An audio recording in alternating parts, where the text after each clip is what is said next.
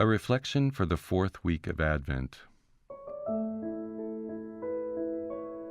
Anyone who has experienced moving to a new place and shopping for a new home will notice changes in home design over time.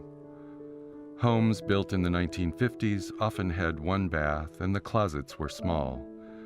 Today, many homes have at least two full baths, and the closets, if not walk-ins, are still many times larger than those of older homes.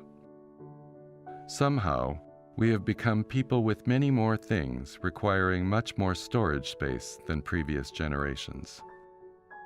There are even stores dedicated solely to selling various kinds of containers for our stuff, and storage unit parks offer us extra space apart from our homes in which to store things. The scripture selections for the fourth Sunday of Advent are, in a sense, about containers. In the reading from the second book of Samuel, David reflects on his palace of cedar and compares it to the simple tent that houses the Ark of the Covenant, the symbol of God's presence among the people of Israel. He believes that the Ark certainly deserves a better place to reside, and the prophet Nathan does not object to his building plan. However, God speaks to Nathan later and reminds him in so many words that no building can ever fully express what God has done or will do for the people of Israel. In a later passage, not included in the Sunday reading, David sits before the ark and, in his humility, acknowledges that God's work can never be fully represented in human design. The Gospel passage from Luke tells the story of the Annunciation, Mary's realization that she would carry Jesus into the world.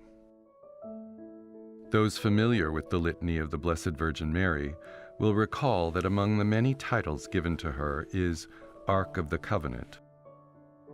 This makes the strong connection between the symbol of God's presence among the people of Israel and Mary as bearer of God into the world in a new way.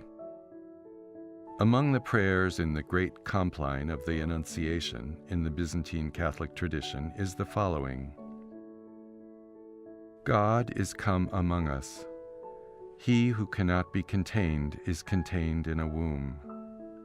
The timeless enters time.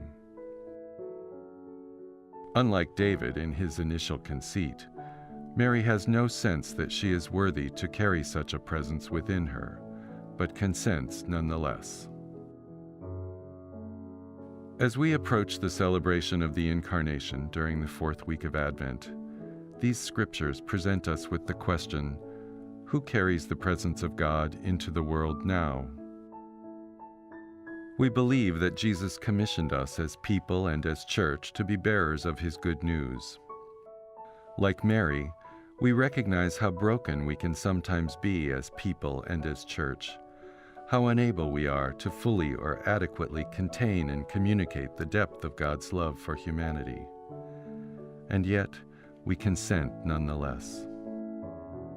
As people engaged in the particular ministry of healthcare within the church, this week of Advent renews our sense of purpose as bearers of God's healing presence to those who need it.